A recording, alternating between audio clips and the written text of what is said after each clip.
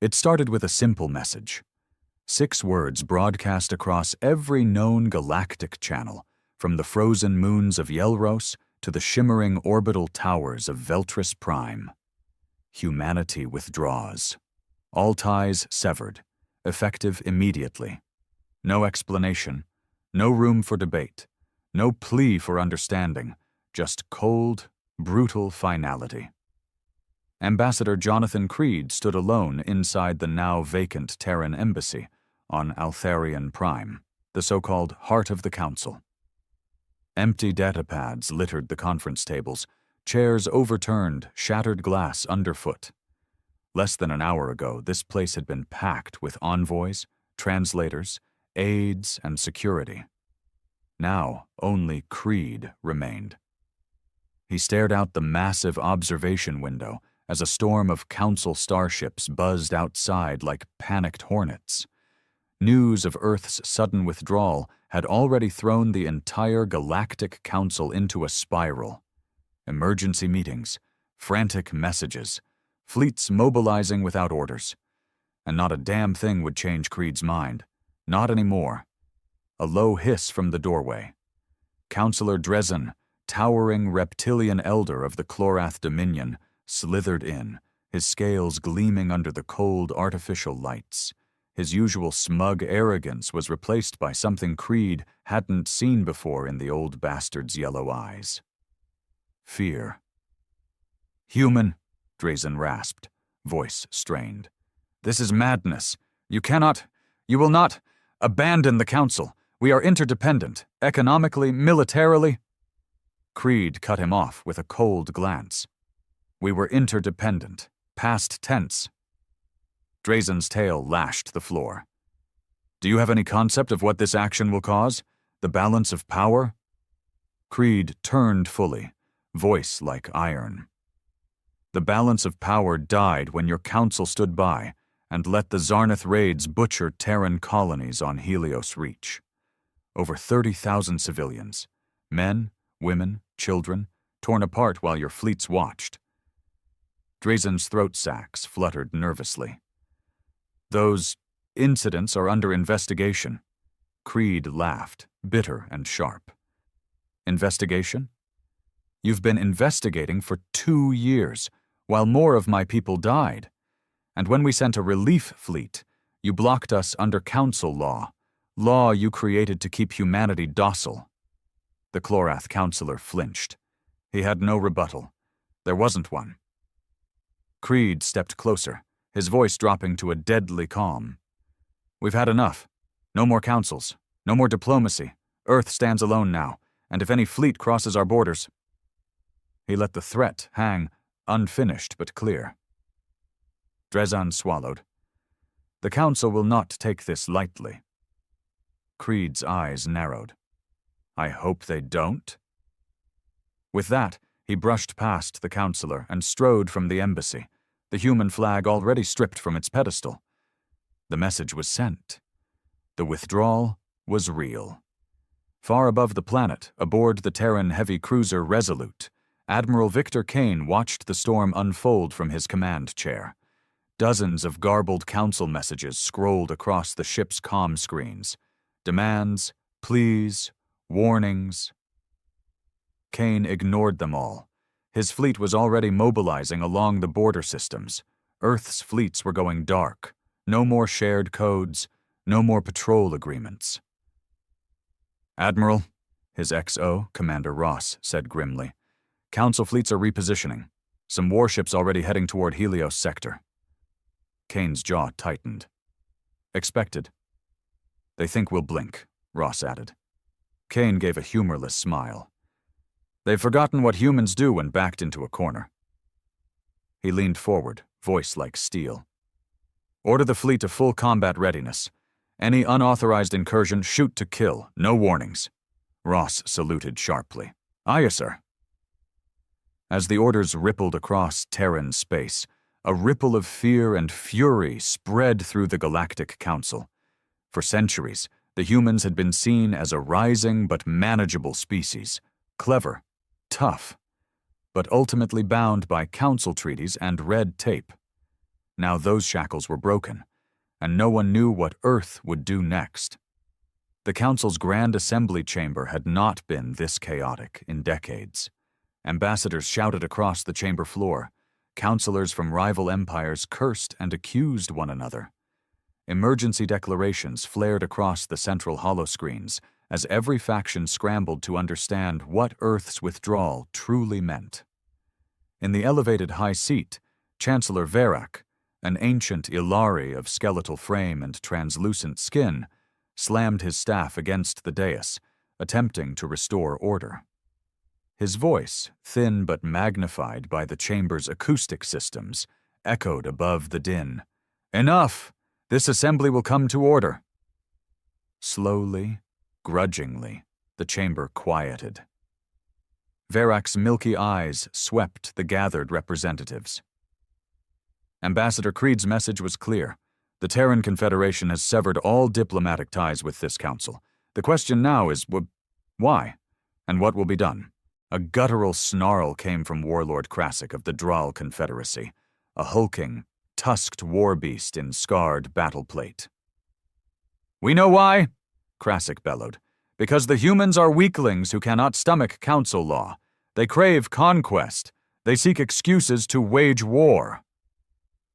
A chorus of growls and roars from the more militant factions echoed his words. But from a corner of the chamber, a different voice rose, cold, calculating. Archon Vela of the Sithar Dominion, her voice a sharp blade. "Number, you misunderstand their psychology. This is not a bid for war. It is retaliation. The Zarnath raids, the Council's inaction, pushed them to this breaking point. The humans see betrayal in our delay." Murmurs rippled through the assembly. No one dared speak it outright, but the truth hung heavy in the air. The Council had known about the Zarnath attacks on Terran colonies. They had chosen political convenience over justice, and now they were paying the price. Chancellor Verak's voice rose again. "Regardless of blame, the strategic situation is critical. Humanity possesses one of the fastest-growing military fleets in known space. Their refusal to share navigational data or tactical schematics now places Council fleets at risk. We must—" Suddenly, a comms officer rushed into the chamber, face pale. He whispered urgently into Verak's ear. The Chancellor stiffened, then turned to address the assembly. "New reports. Multiple Terran fleets have vanished from Council tracking grids. Warp signatures scrambled. Sensor data corrupted. They have gone dark." An audible gasp swept through the chamber. Gone dark. The oldest military signal in existence. In Terran doctrine, it meant one thing: war footing. Far from the politicking and posturing, aboard the Terran battleship Titan, Admiral Kane watched the unfolding chaos from a secure channel. The ship's war room holograms displayed Council fleet movements, panicked repositioning, hastily formed defensive lines along the Helios and Orion sectors. Commander Ross approached, datapad in hand. "Intercepted a Council transmission, sir. They're calling for an emergency military summit, trying to form a unified response." Kane snorted. "Good luck with that.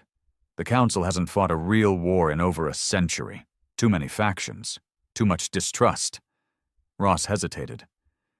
"Orders, sir?" Kane's gaze hardened. "Maintain blackout protocol. No signals. No pings. Let them flail in the dark. If they push across the line, we'll be ready." Back in the Grand Assembly, panic was setting in. "This is madness," Councillor Drazen hissed. "We must dispatch peace envoys immediately. If the Terrans believe we intend war—" Krasik slammed a fist against the railing. "Peace is weakness. We should strike now before they mass their fleets." "Strike?" Vela's voice cut through like a whip. "Against human space? You would doom us all. You think their fleets are the threat? No. Their minds are. Their capacity for asymmetric warfare. For vengeance." The chamber fell into tense silence as her words sank in. Everyone knew the old human stories, of Earth's ancient wars, of battles fought not with overwhelming strength, but with brutal cunning and ruthless determination. The Terrans had no love for the Council anymore, and no moral leash remained to hold them back. In a secure bunker beneath EarthGov Command in New Berlin, President Nathan Hale met with his War Council. The air was thick with tension. "Any word from the Council?" Hale asked, voice clipped. "Nothing but empty threats and desperate offers," replied Director Marcus Vane of Terran Intelligence. "They didn't expect us to actually walk away." Admiral Kane's holofeed crackled to life. "Mr. President, our fleets are in position. Blackout protocols holding. Council forces are floundering." Hale's jaw tightened. He had once believed in the Council, had fought to make humanity a part of it. But Helios Reach had shattered that dream. The mass graves on Helios 7 haunted him still. "No compromise," Hale said flatly. "They let our people burn. Now they fear the fire themselves." Vane leaned in. "We have other options, sir. Psychological operations, economic disruptions. Hit them where it hurts, without firing a shot." Hale considered it, then nodded. "Do it. But make one thing clear to every damn faction out there. If they cross into Terran space, we will finish what they started." Across the galaxy, fear spread like wildfire. Merchant guilds panicked. Trade routes collapsed. Privateers smelled blood. Border worlds began hoarding supplies. And in the dark corners of space where old grudges simmered, ancient enemies of the Council began to stir, emboldened by the sudden fracture in galactic unity. For centuries, the Council had relied on Earth as a stabilizing force, disciplined, pragmatic, loyal to treaties. Now that anchor was gone, and the galaxy was drifting toward the abyss. On board the Council flagship Sovereign Dawn, Grand Admiral Telvek watched the situation deteriorate on his tactical displays. "We are bleeding systems," his adjutant reported grimly. "Neutral powers are withdrawing. Former allies are turning inward. The Terran economy was more integral than we admitted." Telvek cursed under his breath. He had warned the Council this would happen, warned them not to provoke the Terrans, but arrogance had ruled the day. And now Earth was free, unbound, enraged, and dangerous. Admiral Kane stood on the observation deck of the Titan, watching the stars. In the darkness, the ancient instincts of his warrior ancestors stirred. For too long, the Council had treated humanity as pawns, tools to be used, lives to be spent. Now, they would learn. "Status of Helios?" he asked. Commander Ross replied, "Reconstruction underway. Orbital defenses nearing completion. Civilian evacuations successful." "Good." Kane's voice was ice. "We'll hold that line, and if they come for us, we remind them why humans survived when so many others fell." He turned back to the stars, a grim smile on his lips. The game had changed. The galaxy would never be the same again. And humanity was just getting started. The first Council fleet crossed the line 3 days later. Not officially. No grand declaration of war, just a reconnaissance force. A dozen ships from the Veltrani Combine, acting without full Council sanction. But in the vacuum of space, intent mattered little. Borders were borders, and Earth had made its position crystal clear. Any unauthorized incursion would be met with force. The fleet entered the outer Helios sector, their sleek silver hulls shimmering against the dark. Captain Raylan Dross, a veteran Veltrani officer, led the formation. His orders were to probe Terran defenses, test their readiness. Privately, Dross thought the mission was madness. His gut told him humanity's withdrawal wasn't posturing. The Terrans meant what they'd said, but orders were orders. "Crossing marker grid," his helmsman reported. Dross swallowed. "Maintain formation. All sensors active. Shields at full." The fleet advanced deeper into Helios space. Minutes passed. Nothing. The stars were silent. Then, a ripple of distorted space on the periphery, too fast for conventional sensors. The lead Veltrani cruiser shuddered, and in a blinding flash its entire starboard section sheared away. No warning, no missile trails, just precision, surgical violence. "Ambush!" Dross shouted. "Evasive maneuvers!" But it was too late. Terran stealth ships, vessels the Council had once dismissed as theoretical, decloaked in perfect synchronization.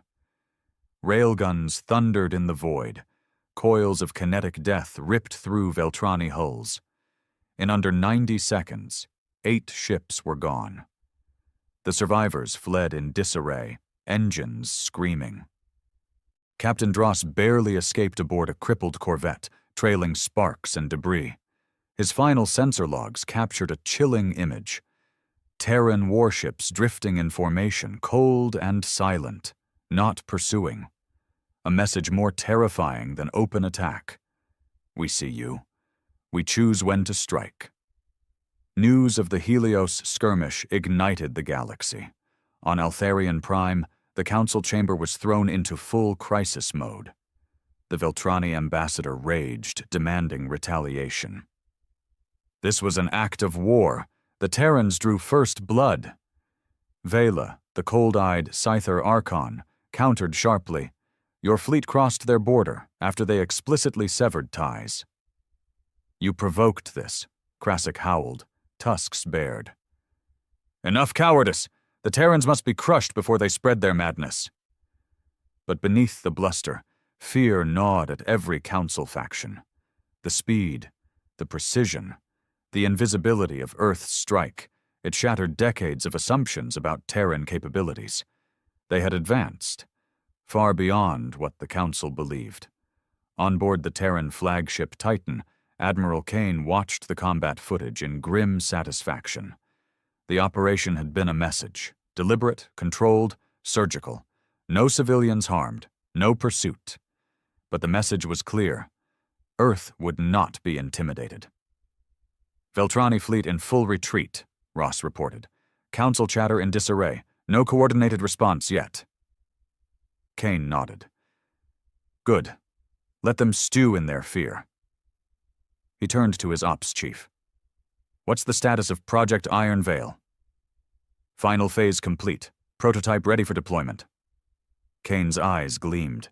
Iron Veil was Earth's ace in the hole, a quantum comm disruption system capable of severing Council fleet communications mid-battle. No orders, no coordination, just chaos. It was time to move to Phase 2. Meanwhile, President Hale faced pressure of his own. The Terran Senate was divided. The pacifists, always a minority, demanded negotiations.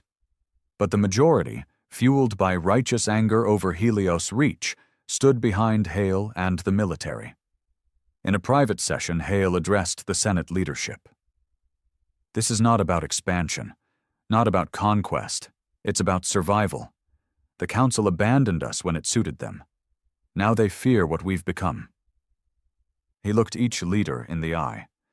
"We will not back down. We will not kneel.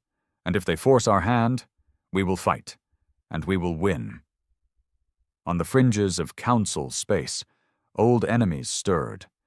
The Morvath Syndicate, long suppressed by Council enforcement, now moved openly. Pirate fleets gathered in the void, emboldened by the fracturing of Council authority. In the dark halls of the Threx Dominion, warlords whispered of ancient grudges. The Council had grown fat and complacent. With Earth withdrawn, the old balance was broken. And in the shadows of the Aurak Shroud, strange signals flickered, ancient weapons coming online. Forgotten superpowers preparing for a galaxy unbound. Back in the Council chamber, paranoia reached fever pitch. Reports flooded in. Terran trade routes severed. Council embassies on Earth shuttered. Private Council firms quietly evacuating personnel from human space. And most disturbing of all, rumors of Terran operatives infiltrating Council territories. Counselor Drazan hissed. "We must impose a total blockade, cut Earth off from galactic markets." But Vela shook her head. Too late. Their economy is already self-sufficient. Their black market networks run deeper than you know. Krasik roared. "Then we strike their worlds directly." Verak, weary but sharp, finally spoke. "And in doing so, unify them fully against us? Turn this Cold War hot?" A grim silence followed. There were no good options left. On board the Titan, Admiral Kane prepared the next move. "Deploy Iron Veil probes to the Orion sector. Begin data disruption operations." Ross saluted. "Aye, sir. Should we inform EarthGov?" Kane smiled coldly. "Let the politicians argue. We fight wars. Let's remind the Council who they're dealing with." In deep space, Iron Veil drones launched, sleek black devices slipping into the gravitational shadows of key relay points. Hours later, Council fleet communications in the Orion sector began to fail catastrophically. Command structures collapsed mid-maneuver. Entire battle groups fell into disarray. From the darkness, Terran Wolfpack squadrons struck, fast surgical raids crippling key ships before vanishing again. The Council could barely respond. Their war doctrine relied on massive, coordinated fleets, and now those fleets were blind and deaf. The Council's grand fleets had once been the iron fist of the galaxy. Now they were fractured, confused, terrified.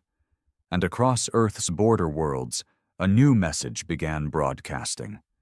Humanity stands alone. We will not kneel, cross this line, and pay the price. In his private quarters aboard the Titan, Admiral Kane poured a glass of aged whiskey, eyes on the stars. The first shots had been fired. The game was in motion, and the galaxy was learning a hard truth. You can push humanity, you can bleed them, but when they break the leash, they fight with everything, and they don't stop. The Council called it Operation Final Dawn, a last-ditch attempt to contain the growing human threat. After weeks of political gridlock, the military hardliners had finally bullied through an action plan. A massive show of force along the Helios and Orion sectors. Not a full-scale war, not yet. The Council feared that, but a containment fleet, they called it. Hundreds of ships from multiple member factions, thrown together in haste. The goal? Box in human space, force Earth back to the negotiating table. But in their desperation, they had forgotten one thing. You don't box in a cornered predator. The Grand Containment Fleet launched from Altharian Prime to great fanfare. Holonet broadcasts blared the images across the galaxy, proud admirals saluting, polished hulls gleaming, formations stretching across entire sectors. To the average citizen, it looked like the Council was finally asserting control. But to those who knew war, it was a disaster waiting to happen. Admiral Kane watched the Council fleets launch with cold amusement from the war room of the Titan. Ross stood beside him, arms folded. They've committed nearly half their ready forces to this stunt. Mixed command structure, no unified doctrine. They're begging for an ambush. Kane nodded. We'll give them one. He pointed to a holomap of the Cerberus Expanse, a treacherous region of space littered with gravitational anomalies. They'll have to pass through here to establish a viable blockade. That's where we hit them. Ross smirked. Iron Veil online? Kane's eyes gleamed. Already in position. Once they enter the Expanse, we cut their eyes, we cut their ears, and then we hunt. As the Grand Fleet entered the Cerberus Expanse, confidence ran high aboard its flagship, the Pride of Veltris. Fleet Admiral Thalvek, a broad-shouldered veteran of the Veltrani Wars, addressed his officers. We will show the Terrans that the Council is not to be trifled with. Hold formation. Maintain discipline. No fear. His words rang hollow to many. Reports of Terran raids, of entire patrol groups vanishing in the dark, had already rattled the ranks. But duty was duty. The fleet pressed on. Then, one by one, the lights began to die. At first, minor glitches. A comm dropout here, a corrupted nav signal there, easily dismissed. Then entire ships went dark. No sensor returns, no comms. Formations began to drift. Captains shouted conflicting orders. By the time Thalvek realized what was happening, it was too late. Iron Veil had activated. The entire fleet's quantum comnet collapsed in a cascade failure. Fleet-wide coordination ceased to exist. Ships were blind, isolated, struggling to navigate the Expanse's treacherous fields without shared data. And that was when the Terrans struck.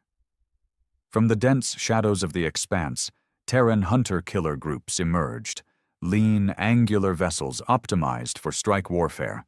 No grand engagements, no fleet battles, just precision strikes, one ship at a time. The council captains tried to regroup, but every time they reformed, Iron Veil fractured their comms again. Entire squadrons broke apart in panic. The hunters closed in.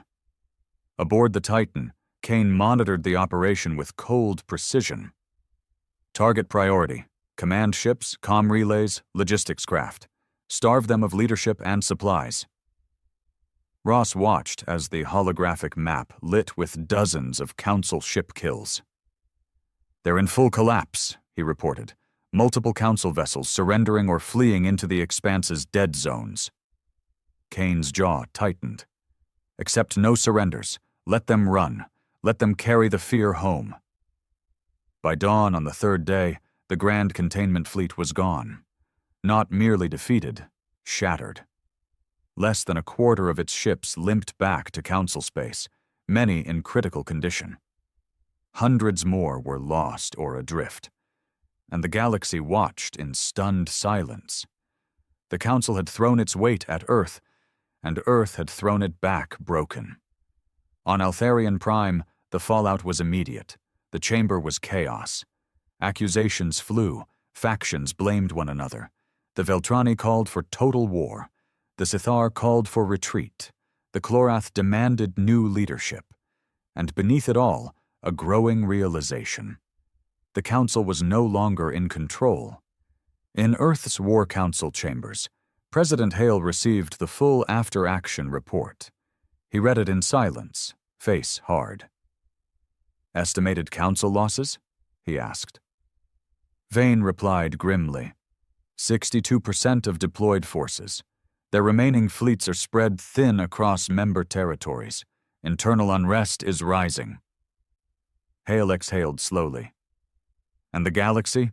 Vane's mouth twisted. "Watching. Many of the smaller factions are reconsidering their alliances.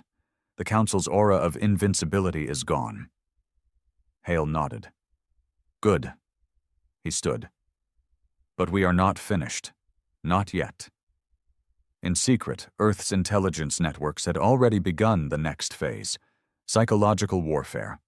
Leaked footage of Council defeats, evidence of Council betrayal at Helios Reach.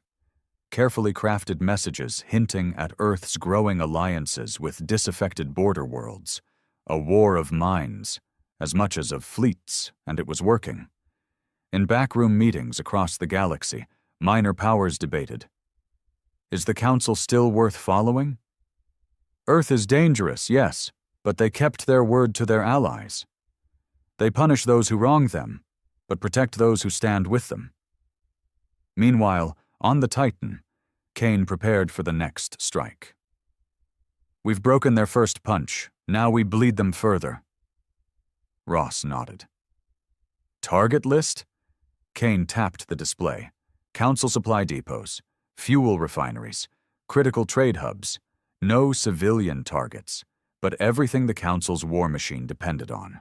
Strike groups launched in the dead of night, slipping past fractured Council patrols. By the time the Council realized what was happening, their fuel lines were burning. Key depots in the Lyran sector gone. Strategic trade routes crippled. Border garrisons abandoned as supplies ran dry, and amidst the chaos, alliances shifted.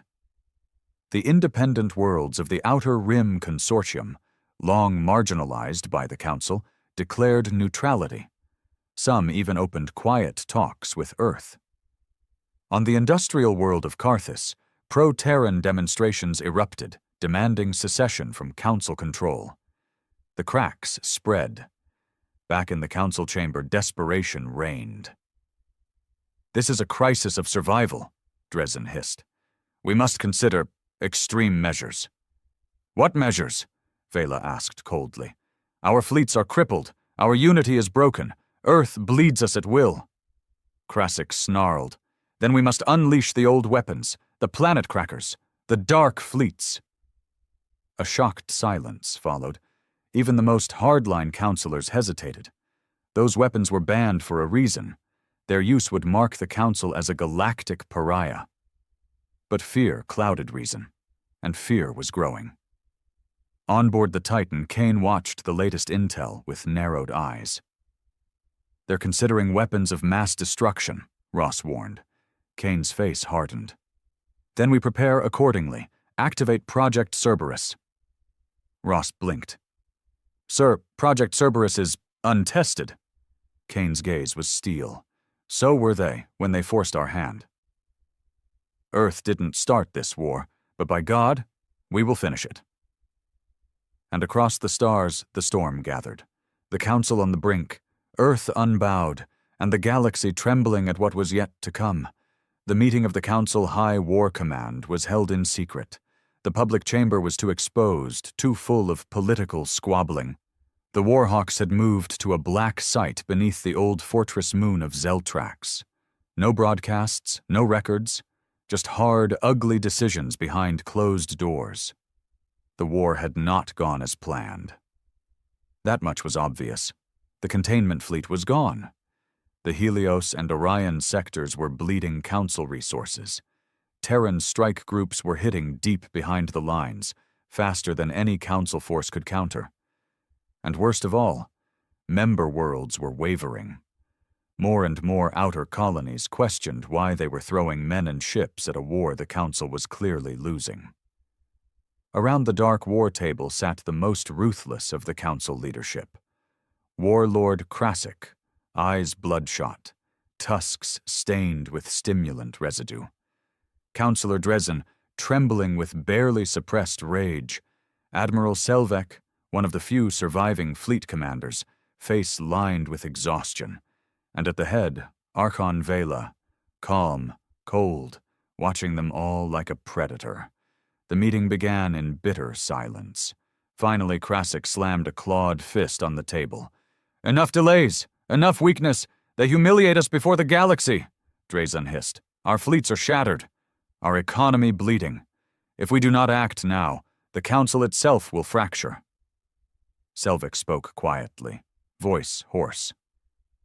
"Even with the full fleets rebuilt, Terran stealth capabilities give them the advantage.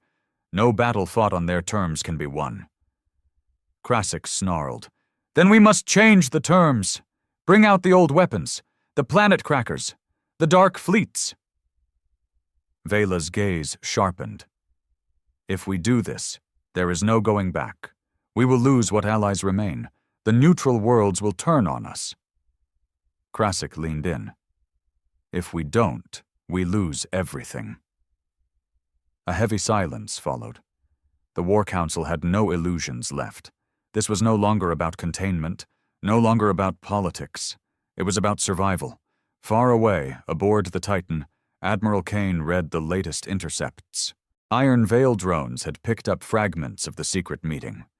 Keywords: planet crackers. Extinction-level retaliation. He slammed a fist on the table. "So they're willing to burn the galaxy before admitting defeat," he growled. Ross, pale, nodded. "We believe they'll deploy at least 2 planet cracker platforms to the Helios front. If they hit one of our core colonies..." Kane's face turned to stone. "They won't get the chance." He turned to his operations chief. "Time to unleash Cerberus." Project Cerberus had been humanity's darkest contingency, a weapon not of mass destruction, but of total disruption. a fleet of stealth vessels carrying nanite swarms, capable of infiltrating enemy ships, stations, and even Council-High command systems. A weapon of pure chaos. For months, the Cerberus fleet had waited in the void. Silent. Invisible. Now the order came, and they moved. Meanwhile, across the border worlds, Earth's diplomats worked overtime. While the Council raged, Earth quietly courted the disaffected. Small powers, neutral worlds, systems long ignored by the Council elite. Offers were made, protection, trade, respect, something the Council had never given. And the cracks spread further. On Carthus, entire sectors now flew the Terran banner. On Norsai, Council garrisons were expelled by the local population itself. Earth's influence grew, not through conquest, but through loyalty. In the shadows of Council space, Cerberus struck first. High over Altharian Prime, a fleet yard preparing the first planet cracker platform went dark. Entire control networks collapsed as nanite infiltration crippled power systems. On Zeltrax, the Black War Council was forced to evacuate as Cerberus drones infected their core data archives, purging plans, stealing secrets, and across Council space, panic spread. In the Council chamber, news of the Cerberus attacks hit like a hammer. "Their reach is too great," Drazen howled. "Nowhere is safe," Krasik raged. "Then we launch now." No more delays. The planet crackers must fire. But Vela stood slowly, voice cutting through the madness. "Fools. If we fire them now, without coordination, with half our command structure compromised, they will be intercepted. Worse, it will galvanize the galaxy against us." She looked them all in the eye. "If we lose the neutral worlds, we lose this war." The War Council fractured. Some demanded escalation. Some called for retreat. But no consensus came. And outside their walls, the galaxy turned further against them. On the Titan, Kane received new intel. Multiple border worlds requesting formal alliance talks. Civil unrest spreading in core Council worlds. Open rebellion on Vascor. He allowed a grim smile. "Good. Keep the pressure on." But then, a darker report. Confirmed, at least one planet cracker platform still operational, mobile. Heading for Helios. Kane's eyes blazed. "Then we intercept it, no matter the cost." In deep space, Earth's finest warships gathered. Titan at the lead, Resolute, flagship of the Third Strike Fleet. Nemesis, the most advanced stealth dreadnought ever built. Their mission: hunt the planet cracker before it reached any Terran world. Failure was not an option. As the Titan prepared for the hunt, Kane addressed his crew. "I won't lie to you. The enemy has crossed the line. If they fire that weapon, millions will die. Families, children, everything we fight for." He looked each officer in the eye. "That will not happen. We will stop them. We will show them that humanity does not fear extinction, and that we do not forgive it." The bridge crew stood taller. "Prepare all systems. We jump in 1 hour." In the cold void near the Tarsus Rift, the planet cracker drifted, a monstrous weapon bristling with antimatter warheads. Its escorts, battered Council cruisers, moved nervously, comms degraded by lingering Cerberus disruption. Then, the void rippled. Terran ships decloaked, railguns charged, missile silos opened. The battle was joined.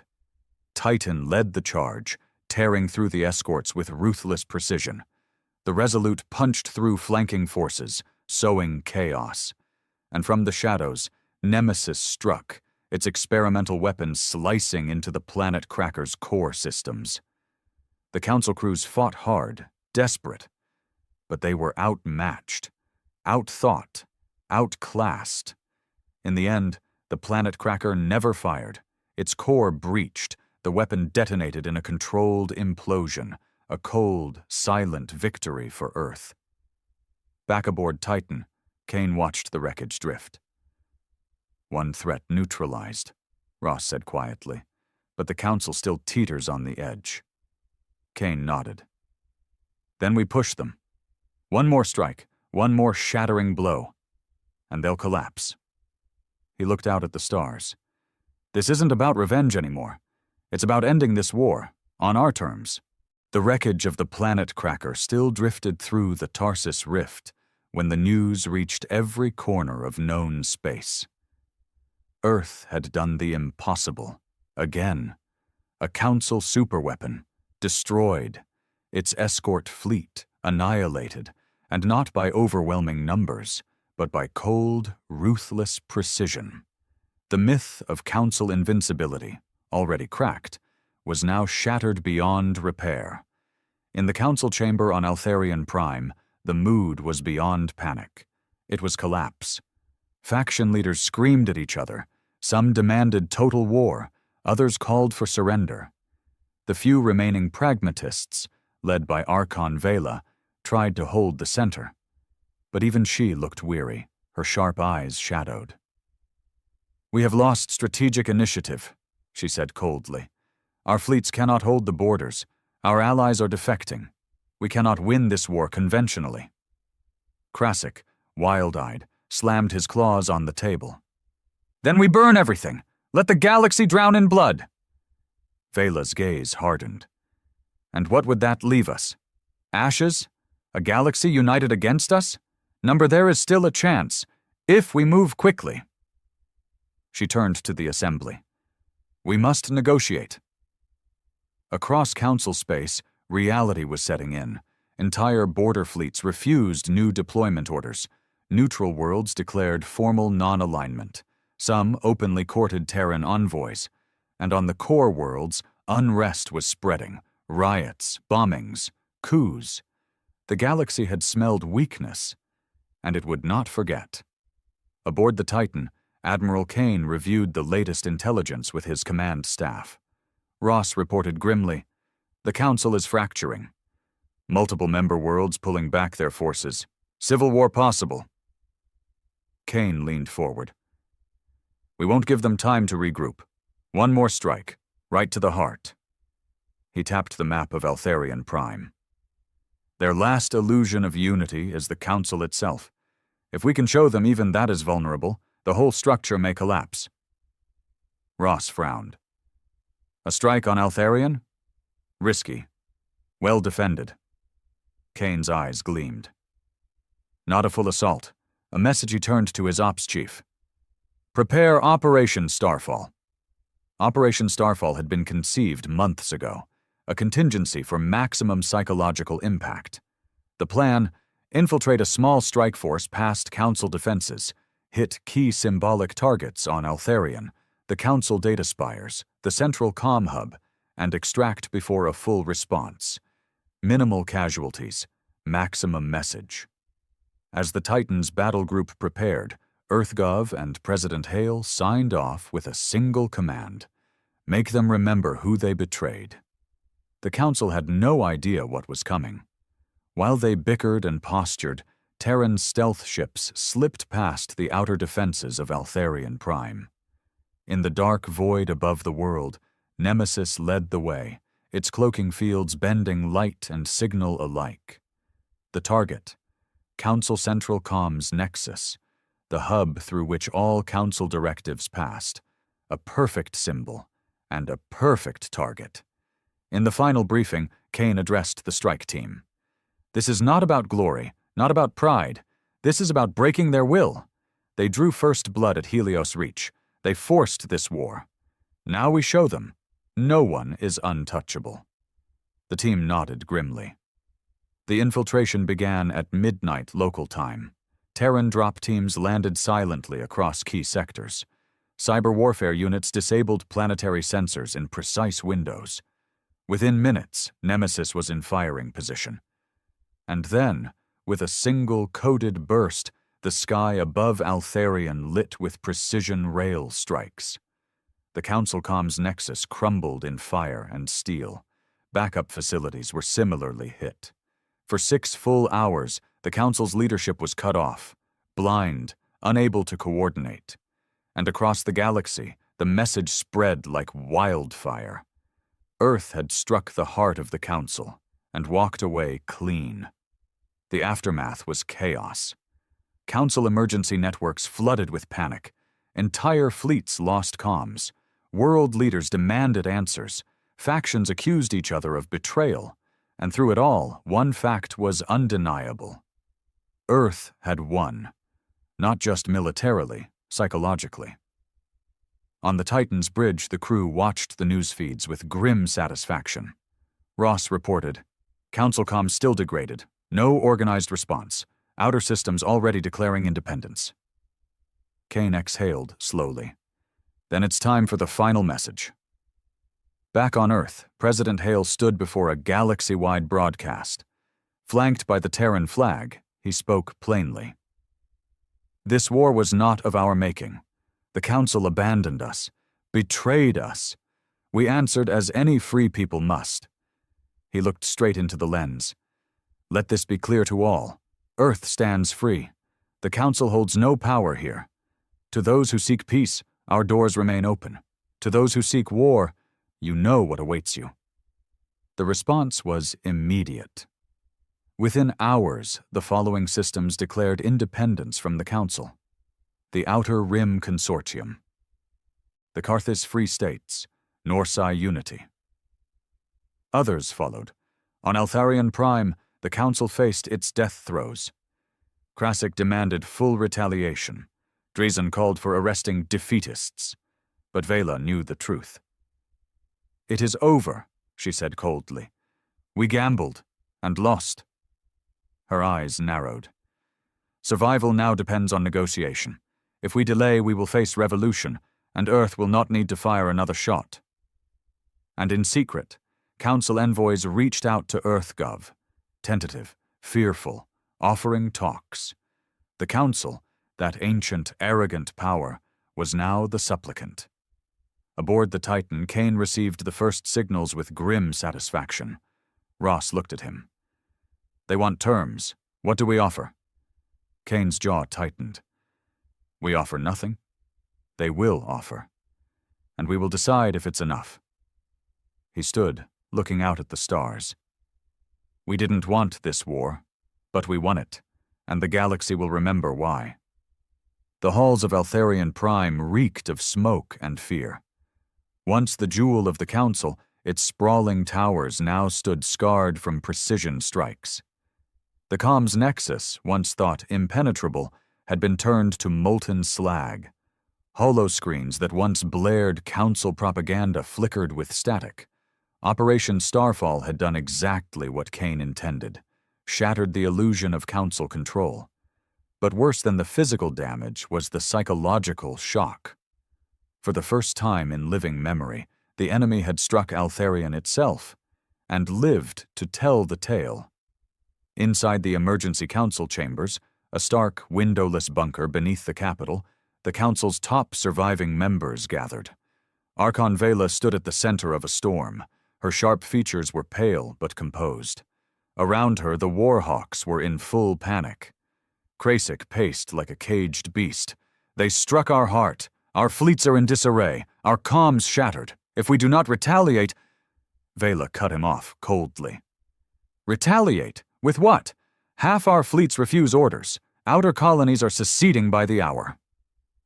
Drazen's voice trembled. "They've made us look weak. The neutral powers now swing to Earth's side. If we do not act, we will lose what little influence remains." Vela's gaze turned to steel. "If we act rashly, we lose everything." She swept her gaze across the room. "This war is lost. It was lost the moment the Terrans shattered our containment fleets. The moment they struck here. The galaxy has chosen its side." The words landed like a hammer blow. No one spoke for long seconds.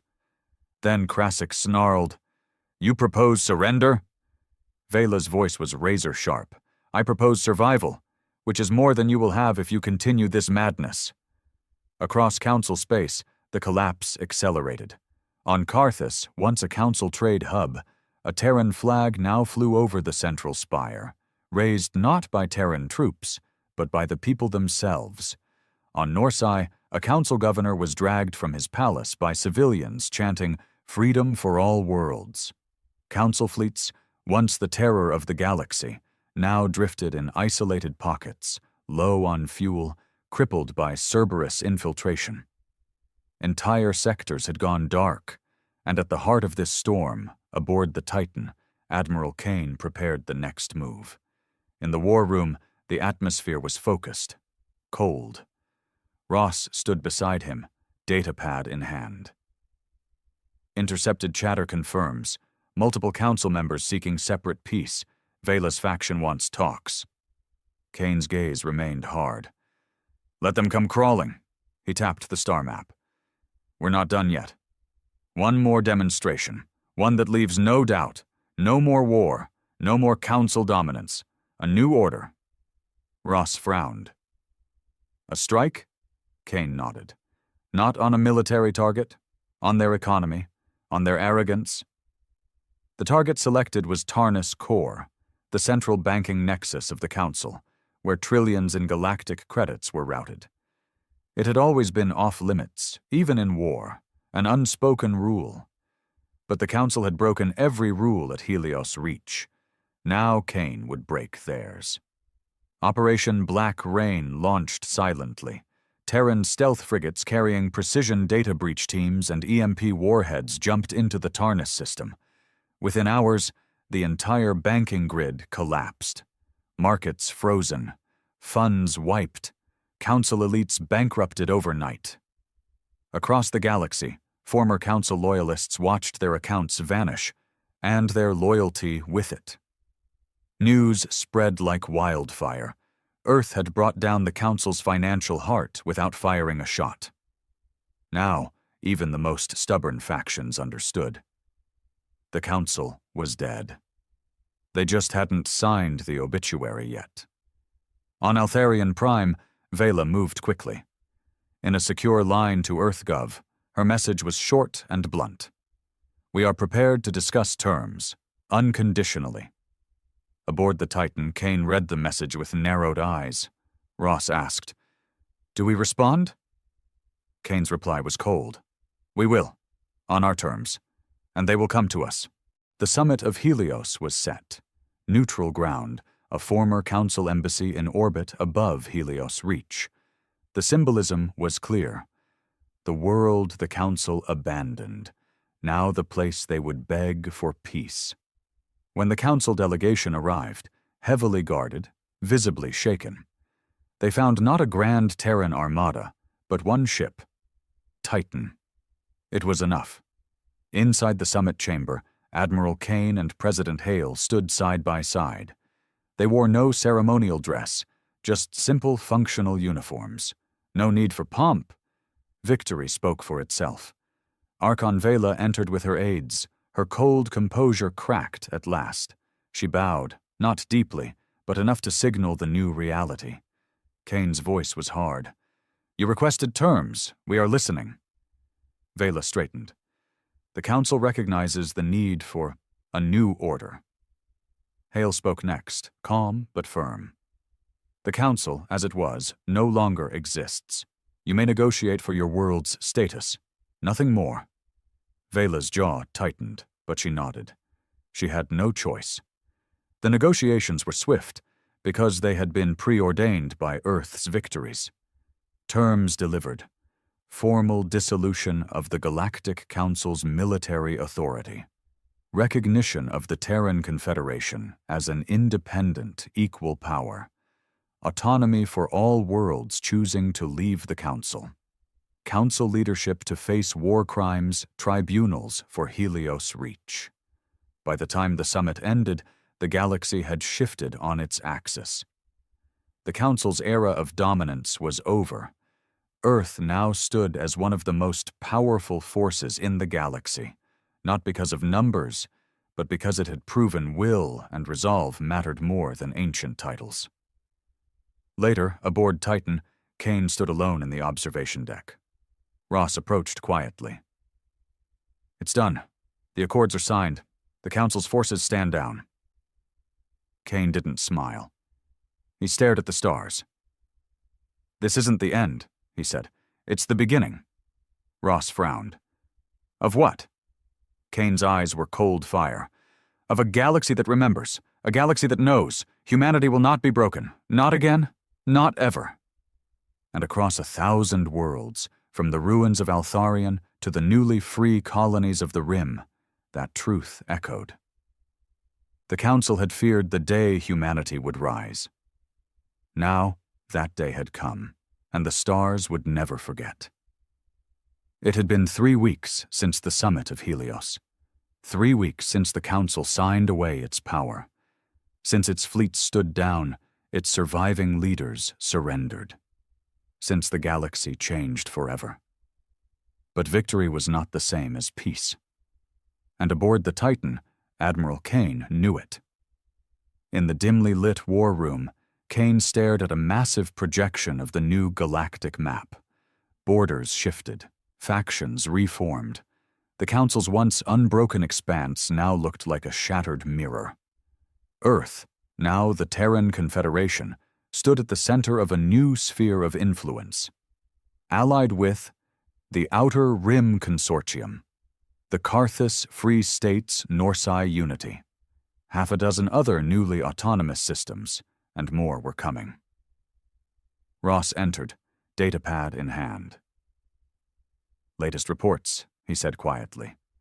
"Council military formally disbanded. Vela's provisional government reduced to administrative functions. Tribunal proceedings for Helios Reach begin next cycle." Kane nodded. "And the border worlds?" Ross's expression darkened. "Fluid. Some seek Terran protection. Others, chaos. Old factions are rising. The Morvath Syndicate is making a move, and we have unconfirmed reports of Dark Fleet remnants." Kane's jaw tightened. "I knew this wasn't finished." Elsewhere, on Altharion Prime, the once mighty council chambers sat abandoned. Vela worked from a subterranean command center now, no longer Archon, merely provisional administrator. She watched her world unravel. Every day, another system seceded. Another governor fled or switched allegiance. The banking collapse triggered by Operation Black Rain left entire economies in ruin. And in the shadows, worse forces stirred. In a hidden meeting beneath the ruins of the old council archives, a new group gathered. Former warlords, rogue admirals, displaced nobles, those who refused to accept defeat.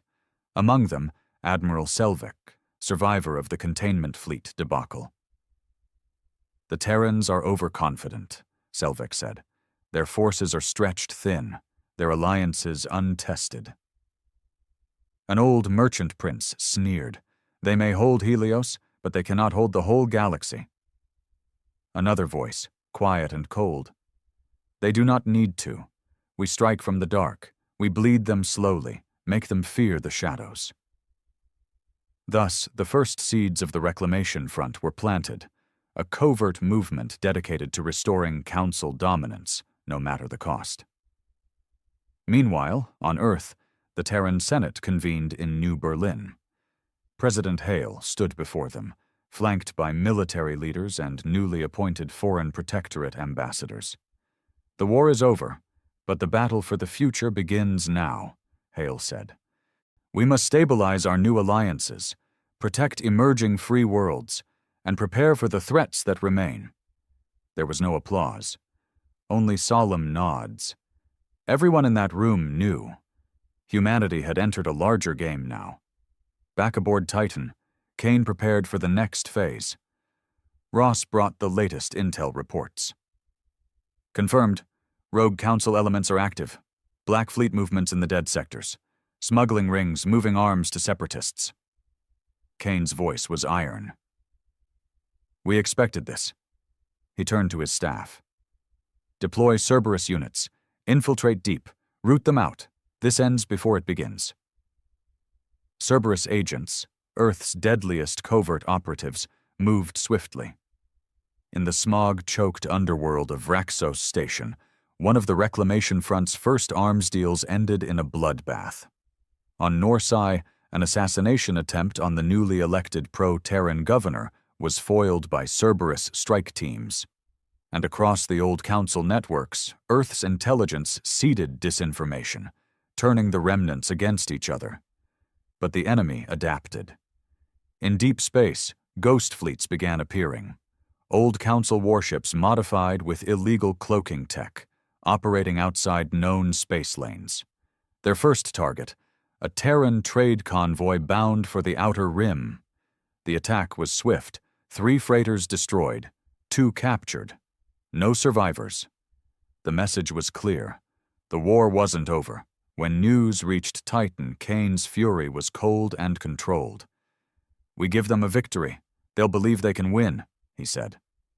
Ross asked, "Orders?" Kane's reply was immediate. "Hunt them. Every ghost fleet, every cell, every shadow. Leave nothing." Earth's response was swift and brutal. Task Force Revenant was formed, a Black Ops strike group drawn from Terran Special Forces and Cerberus veterans. Their mission? Hunt the Reclamation Front to extinction. The first engagement came in the Scylla Expanse, an ancient graveyard of dead ships and warped space. Revenant struck hard, using prototype stealth frigates and precision boarding teams. In less than an hour, 2 Ghost Fleet cruisers burned. Dozens of reclamation operatives were captured or killed. Interrogations confirmed what Kane already suspected. More factions were backing the front, former Council corporate lords, arms dealers, even rogue scientists. Back on Altharian Prime, Vela watched this unfold with bitter resignation. She summoned her aides. "Send a message to EarthGov," she ordered. "I will cooperate fully in rooting out these elements, publicly." Her advisors hesitated. "It will be seen as submission," one said. Vela's gaze was cold. "It is survival. The Reclamation Front will burn this galaxy if we let them, and I will not watch my world die for their pride." The message reached President Hale and Kane. Kane was skeptical. "She's protecting her own skin," he said. Hale nodded. "Perhaps. But if it helps destroy the front, we use it." And so an uneasy intelligence alliance formed, Terran Cerberus agents coordinating with Vela's loyalist forces. Together they began exposing reclamation networks across former Council space. Some fell quietly, others went down in flames. But the war in the shadows was far from over. At the same time, Earth faced new challenges on its frontiers. With Council authority gone, pirate fleets grew bold.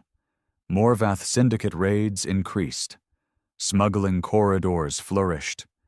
Terran patrols were stretched thin, defending allies, guarding trade, hunting the front.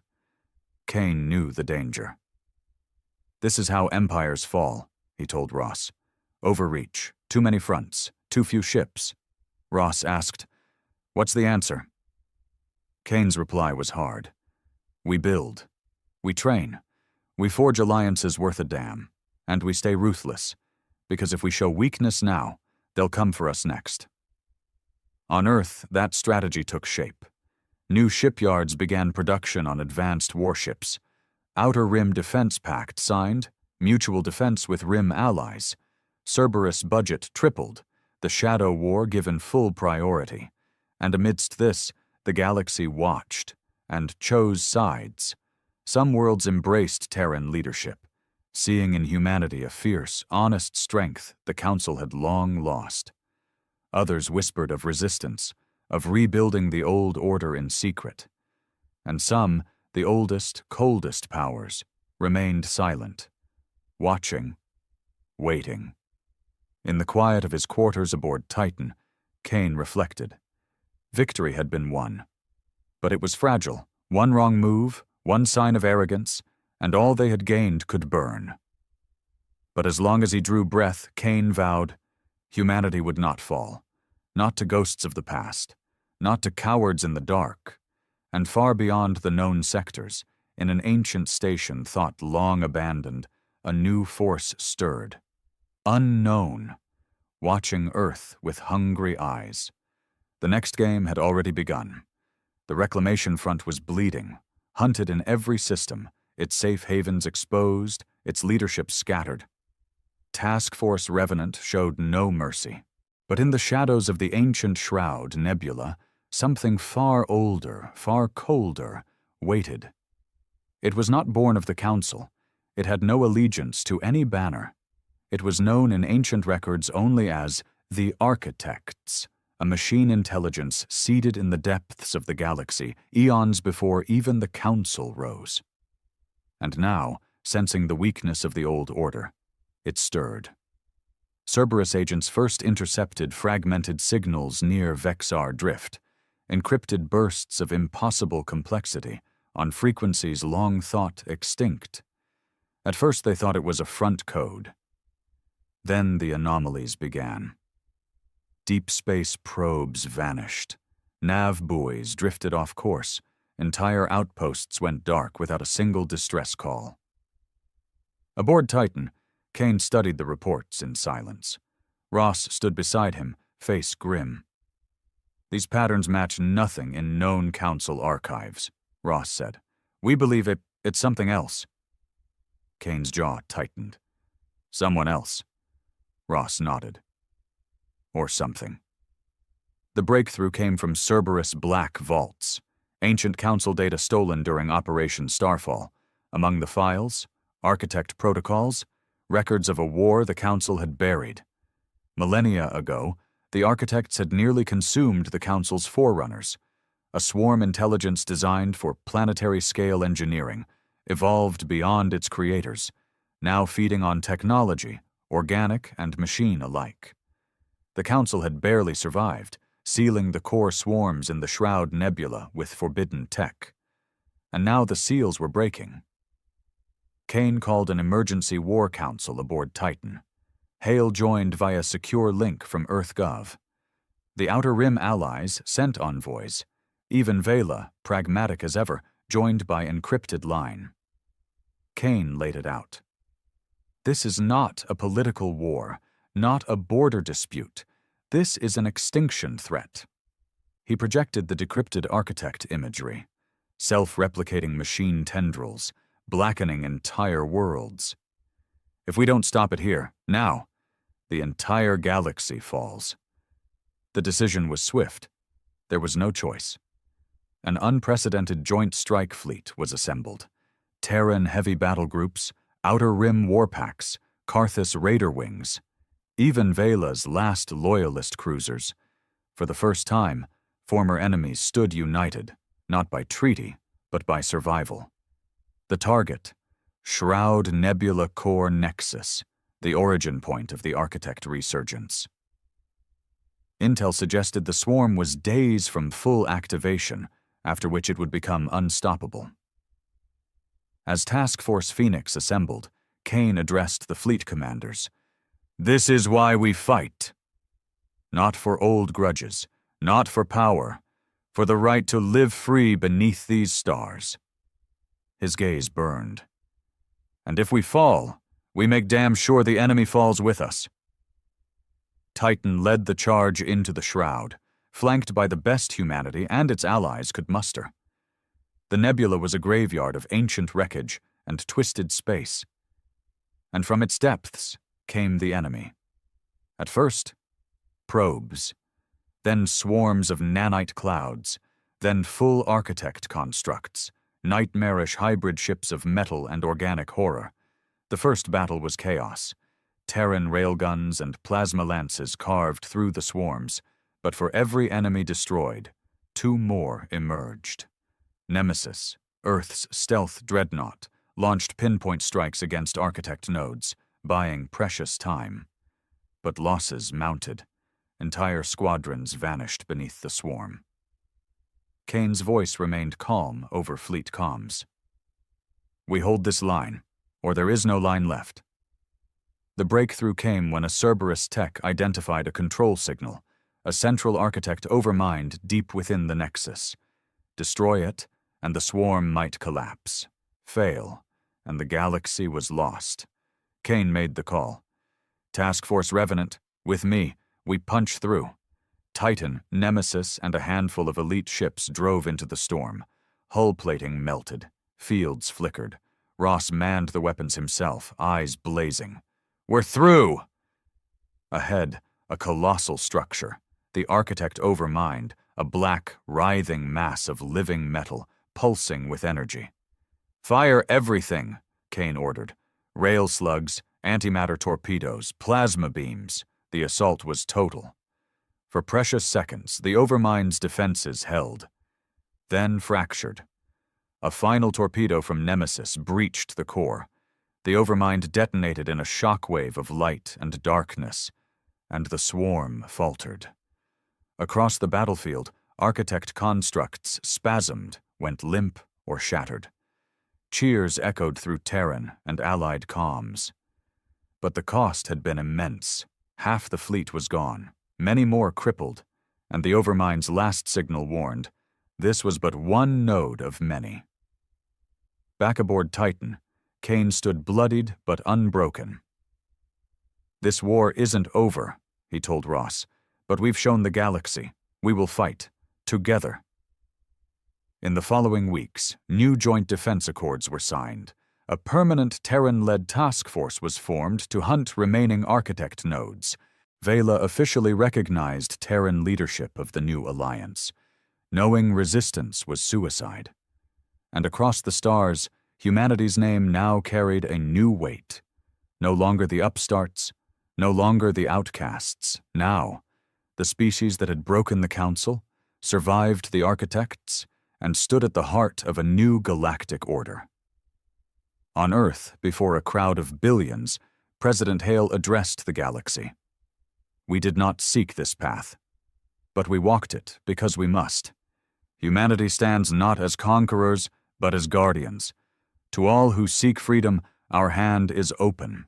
To those who seek to enslave, corrupt, or destroy, our hand is a fist." And aboard Titan, Kane watched the stars, knowing the truth. Peace was fragile. The architects would return. The reclamation front still plotted. But so long as he drew breath, humanity would not fall. Not to the Council, not to machines, not to fear, never again. And in the deep dark, in the cold between galaxies, something watched humanity's rise, calculating, waiting. The next war would come. But Earth would be ready.